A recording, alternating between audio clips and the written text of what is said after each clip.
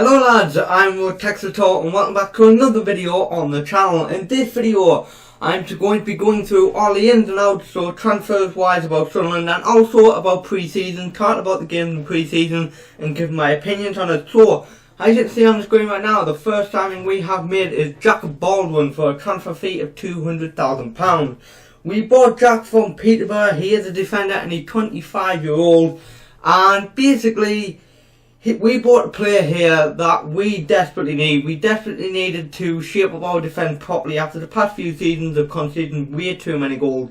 We definitely needed to revamp the defence, and that's what we're doing here. We've brought in a solid League One centre-back in Jack.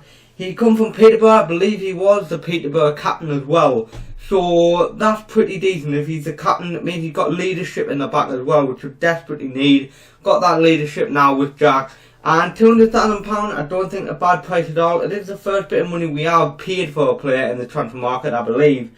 But yeah, signed a decent centre back at the back, leadership at the back as well. He's decently aged, 25, and yeah, he should be decent in League One.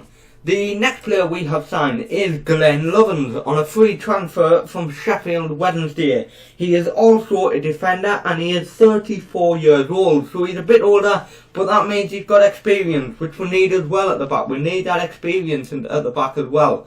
Also, he will be able to provide experience for the whole squad because we are quite a young squad now. So he will carry that experience which he can share to other players, which will be decent for the younger ones in the squad as well. So that'll be pretty decent to share that experience. But yeah, another defender. He did play against Middlesbrough. He looked rusty, but surely enough, after a few games, he should be up and running, and he should be fresh and ready to start. After a few training sessions as well, he should be good to go. So basically, another player in that defender position that we desperately needed to revamp the defence. On to the next player who we have signed, and that is Jerome Sinclair. We have signed him from Watford on a loan. So, a striker, which we desperately needed. We don't have many strikers, or any at all really. We have Josh Madger, obviously, and we have Chris Maguire, who can play a striker, but he prefers like sitting behind the striker, like a calm CF role, like Dylan McGooch. So, yeah, a striker which we desperately needed, so we've now got ourselves a striker that we can play up there with Josh Madger. And yeah, basically a decent striker as well, come from Watford. I saw him playing the under-23 squad and that he looked decent, and he played decent in that first half against Middlesbrough as well for us. So hopefully he can do that in League One, get us back some goals and do decent. Then on to the outgoing guys. The first outgoing for Sunderland is Joel Asoro. We sold him to Swansea for £2 million. So I was a bit disappointed by this one. I was sad to see him go. I thought him and Josh Madger would have been cracking strike force next season. But yeah, he has left for Swansea. I think this is an agent one more than a player one, because I'm sure he told Stuart Donald and Jack Ross that he was happy at the club. But I think his agent wanted to push a move, so obviously his agent could get some money for himself, because obviously agent fees and stuff like that. But yeah, he has gone to Swansea for £2 million. I'll take £2 million for him. I think we could have squeezed a bit more if we tried, but I'll take the £2 million for him at the end of the day. And I wish Joel Asoro the best of luck at Swansea as well, because honestly he's a cracking lad, cracking footballer, and he is one to watch for the future, guys. So best of luck to Joel Asoro. On to the next player who we have sold, and that is Wari Calvary for £6 million. He has went to St Etienne for £6 million, joining up with Jan Envia, ex-teammate as well, so there's a bit of chemistry there.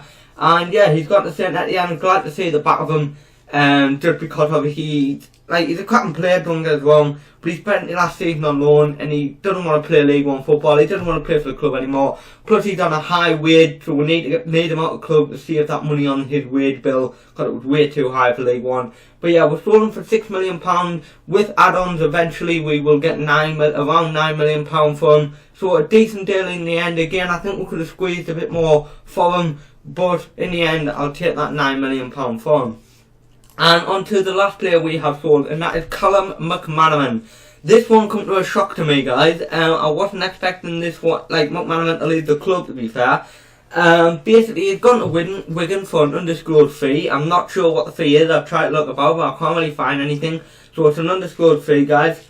But yeah, he's gone to Wigan, and he told Stuart Donnell and Jack Ross on Wednesday a couple of weeks ago that he was happy to stay at the club. He's perfectly happy. And then on the Saturday, this wasn't even rumoured or anything, guys, that he was leaving.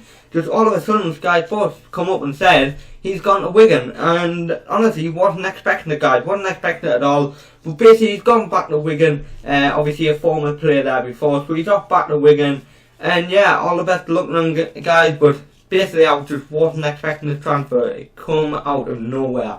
And now on to the pre-season game, guys. So, as you can see on the screen are all the pre-season results. So the first two, the Darlington game and the Hartlepool game, were basically our warm-up games. Hence why we got beat 1-0 off Darlington, which I was a bit disappointed about.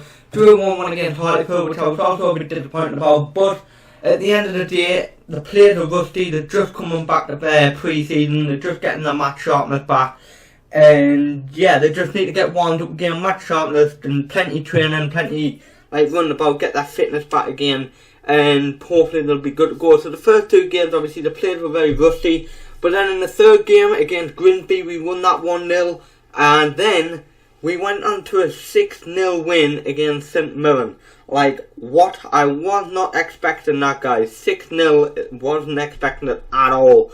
I think Jack Ross had something to do with it. I think he was telling the players before the game, I was the ex-boss here, this is my ex-team, go beat the hell out of them. And they've done that basically. They won 6-0, which I was not expecting at all. But that is a great win for the lads, honestly. It'll get the positivity flowing. It'll get the good vibes and stuff in the team. Plenty of chemistry as well. When we're winning like that, it always makes the team feel happier, you know. And then going on to the Middlesbrough game, that one got postponed at half time because of the bad thunderstorm, rain and hailstone that was there at Middlesbrough. Basically it got postponed for the bad weather we had in the northeast on Friday, just gone. But in the first half we did show some good spells. We played well in the first half, created plenty of good chances, could have easily taken the lead. Middlesbrough had some good chances as well, but McLaughlin made some very good saves in that first half there. So he's looking good in goalkeeper, which we need after last season of Lee Camp, Jason Steele and Robin Reuter. Honestly, I still can't get over how bad our goalkeepers were.